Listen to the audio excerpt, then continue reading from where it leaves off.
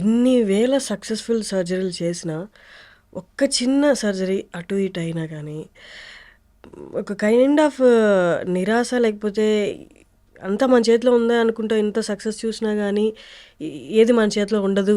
అంతా దైవ నిర్ణయమనో లేకపోతే మన ప్రయత్నం మనం పెట్టాము తర్వాత రిజల్ట్ అవును. వదిలేయాలి అన్న సందర్భాలు వచ్చాయా సార్? దేవుడి మీద వదిలిపెట్టకుండా అది కొన్ని రోజులు నాకు అది సంతోషకరంగా ఉండదు. హ్మ్. మా శ్రీమతి గ్రహిస్తారు. ఏమైంది సర్జరీ ఎలా అయింది జరిగిందని. బాగాలేడు పేషెంట్. సో రాత్రి మళ్ళీ ఫోన్లో పేషెంట్ బాగాలేడు సార్. మళ్ళీ రాత్రి మీద వెళ్ళి చూడటం. హ్మ్.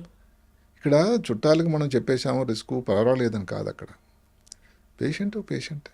ప్రతి పేషెంటు 100% ఆ కుటుంబానికి 100%. హ్మ్. ఇక్కడ 10% చెప్పాము కాబట్టి పర్వాలేదని కాదు కదా. ఆ కుటుంబం 1% రిస్క్ చెప్పినా కూడా ఆ కుటుంబానికి అది 100%. నా లెక్క అది. అంతే. ఆయన ఆ కుటుంబానికి సంపాదనకారు. కుటుంబం అంతా ఆయన మీద ఆధారపడి ఉంది. ఏదైనా ఇబ్బంది వచ్చి ఆయన ఉద్యోగానికి వెళ్ళలేని పరిస్థితి వస్తే ఎంత బాధాకరం. అందువల్ల అందులో పార్ట్ ఆఫ్ ఇది షేర్ చేసుకోక తప్పదు. అటెండెన్స్ రోజు దీనిలో తీసుకోవాలి, కాన్ఫిడెన్స్లోకి. నా ప్రయత్నం నేను చేశాను, ఇంకా చూద్దాం, ప్రయత్నం అవకాశం ఉంది, చిన్నపిల్లాడు అవకాశం ఉంది. క్యాన్సర్ అన్న ఈ రోజుల్లో ఎన్నో సాధనాలు వచ్చాయి, మంచి రేడియేషన్ వచ్చింది, ఇంకేదో కీమోథెరపీ వచ్చింది, ఏదో దగ్గరలో ఉద్యోగానికి వెళ్తాడేమో, మీ కుటుంబానికి కూడా ఉపయోగంగా ఉంటాడు. ఇలాంటి ప్రతిరోజు అందుకనే చాలా చాలా చాలా మంది పేషెంట్, నా చుట్టాలు పేషెంట్లు ఏంటంటే దే ఆర్ బికమ్ మోర్ ఒక రిలేషన్ లాగా అయిపోతుంది నాకు వాళ్ళు. అదే సార్, ఈ మొత్తం జర్నీలో మర్చిపోలేని ఆనందకరమైన సంఘటనలు. 52 సంవత్సరాల ప్రస్థానం. మా ఊరికి 70లో వదిలిపెట్టిన తర్వాత మొట్టమొదటిది విజయవాడ లైలా కాలేజ్. ఆ లైలా కాలేజీ మర్చిపోలేంది. ఎంబీబీఎస్ సీట్ వచ్చినప్పుడు మా చుట్టుపక్కల విలేజ్ వాళ్ళందరూ కూడా ఈ అబ్బాయికి విలేజ్ ఎంబీబీఎస్ సీట్ వచ్చిందని చెప్తున్నప్పుడు మా తల్లిదండ్రులు పడ్డ సంతోషం, నేను పడ్డ సంతోషం, విశాఖపట్నం కాలేజీలో చేరడానికి వెళ్ళినప్పుడు ఉన్నటువంటి ఆ ఆలోచన చాలా గొప్పది. అది కాకుండా జీవితానికి ఈ రోజున పెద్ద మలుపు త్రోవ తీసినటువంటి all India institute medical sciences Delhi, neuro సర్జన్గా అవ్వడానికి నాంది ప్రస్తావన జరిగిన ప్లేస్. తర్వాత మా అబ్బాయికి సీటు న్యూరో సర్జరీనే చేయకుండా కార్డియక్ సర్జరీ చేశాడు ఆయన. మరి ఆ సీటు అదే ఎయిమ్స్లోనే సేమ్ సీట్ వచ్చినప్పుడు అన్నిటికంటే చాలా ఉద్వేగానికి లోనయ్యాను. ఎందుకంటే ఒక తండ్రి కొడుకు సర్జికల్ స్పెషాలిటీస్లో అదే బిల్డింగ్లో అలాంటి గొప్ప ఎంసీ ఇన్స్టిట్యూషన్లో చదవడం అవకాశం భగవంతుడు ఇవ్వడం చాలా ఎమోషనల్ మూమెంట్ కదా సార్.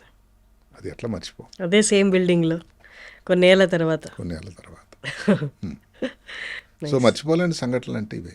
ఇన్ని వేల సర్జరీస్ తర్వాత, ఇంత ప్రయాణం తర్వాత ఇంకా నాకు ఇది చెయ్యాలి అనిపించేది ఏదైనా ఉందా సార్ ప్రొఫెషన్లో?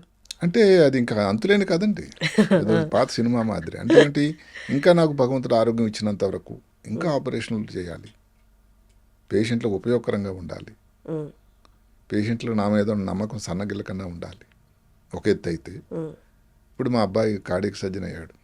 ఆయన చేయబోయే మొట్టమొదటి హార్ట్ ట్రాన్స్ప్లాంట్ చేస్తానని ఆయనకి ఇంట్రెస్ట్. ట్రాన్స్ప్లాంట్ చేశాడని విన్న రోజు నాకు చాలా సంతోషం. సార్, ఇదంతా ప్రొఫెషను, బాధ్యత ఇదంతా ఓకే. కానీ మీకు కొంచెం రిలాక్స్ అవ్వాలి అనుకుంటే ఎప్పుడు, అంటే ఈ ప్రదేశానికి వెళ్తే నేను రిలాక్స్డ్గా ప్రశాంతంగా ఉంటాను అన్నది ఏమన్నా ప్లేసెస్ ఉన్నాయా సార్? అంటే కొన్ని సందర్భాలు కుటుంబంతో కొన్ని ప్రదేశాలు వెళ్ళి ఉన్నాయి. నాకు అన్నిటికంటే ఇప్పుడు ఎన్నో విదేశాలు వెళ్ళి చూసినా కానీ ఆ విలేజ్కి వెళ్ళినప్పుడు ఆ సంతోషం. అంటే ఇప్పుడు మా అమ్మా నాన్న అందరూ జరిగిపోయారు, నేనే 69 సంవత్సరాలు అయిపోతుంది దగ్గరలో. కానీ నాకు ఎప్పుడు మర్చిపోలేనిది ఆ చిన్న గ్రామం. ఇప్పుడైతే అక్కడ పరిస్థితులు చాలా మారాయి, సౌకర్యాలు మారాయి, విద్యుత్ వచ్చింది, రోడ్లు ఉన్నాయి. పేరు సార్ కింతలి అని శ్రీకాకుళానికి 5 కిలోమీటర్లు. ఎందుకు అంటే అది ఎప్పుడు మర్చిపోలేని జనని జన్మభూమిస్య స్వర్గాదపి కరియేసి. అంటే ఆ విలేజ్ని అట్లా మర్చిపోవాలి. మీ ఊర్లో వాళ్ళందరికీ మేబీ వాళ్ళు మీరు స్పెసిఫిక్గా న్యూరో సర్జన్ తెలియకపోయినా మీరు డాక్టర్ అని తెలుసు కదా సార్? అందరికీ తెలుసు న్యూరో సర్జన్ అని. వాళ్ళకి అర్థమవుతుందా ఈ రోజు కూడా హైదరాబాద్కి చాలామంది వస్తారు. అంటే సరే వాళ్ళ నమ్మకం ఏదో అస్తవాసని, ఆయన చేస్తే వైద్యం సరిగ్గా చేస్తాడని, అనవసరం వైద్యం చేయడని. మన వాళ్ళని. మన వాళ్ళని, ఉమ్, మన మధ్యన ఇక్కడ పుట్టి పెరిగిన అబ్బాయి అని. ఉమ్, సో అన్నీ వాళ్ళకి తెలుసు కాబట్టి. అదే కాకుండా మిగతా వాళ్ళు ఇప్పుడు కూడా చాలామంది శ్రీకాకుళం నుంచి వస్తారు. అంటే రాష్ట్రం విడిపోయిన తర్వాత కొంతమంది అయ్యో హైదరాబాద్ అంటే మన ఊరు కాదు కదా అన్నట్టు పొరపచ్చాలు వచ్చినా కూడా ఉమ్, వైద్యం కోసం హైదరాబాద్ ముఖ్యంగా నా దగ్గరికి చాలామంది వస్తారు. ఉమ్. అది ఇంకో సంతోషకరమైన పరిణామం. అవును సార్. అంటే అంత సమస్యల్లో అంత బతుక చావా అన్న టైంలో మీ పేరు గుర్తు తెచ్చుకోవడం, మీరున్నారన్న భరోసా వాళ్ళకి కలగడం అనేది అదే ఇంకా కొన్ని సంవత్సరాలు చేయాలంటే ఉంటే నాది ఒక పంపింగ్ మెకానిజం అన్నమాట. అదే నాకు ఇన్స్పిరేషన్, అదే శక్తి. Great talking to you sir. చాలా విషయాలు, తెలియని విషయాలు చెప్పారు. అండ్ జనాలకి, నార్మల్ జనాలకి ఏవో చిన్న చిన్న డౌట్స్ అంటారు కానీ అవి సొల్యూషన్ అనేది ఎంత, అంటే సర్జన్ పాయింట్ ఆఫ్ వ్యూలో చూస్తే ఎంత కష్టతరంగా ఉంటుందో మీ మాటల్లో చెప్పారు. Thank you so much sir. మళ్ళీ ఇంకొక ఎపిసోడ్తో ఇంకొన్ని సర్జరీ రిలేటెడ్, బ్రెయిన్ రిలేటెడ్ సమస్యల గురించి మళ్ళీ మాట్లాడుకుందాం sir. Thank you so much for coming. నమస్కారం.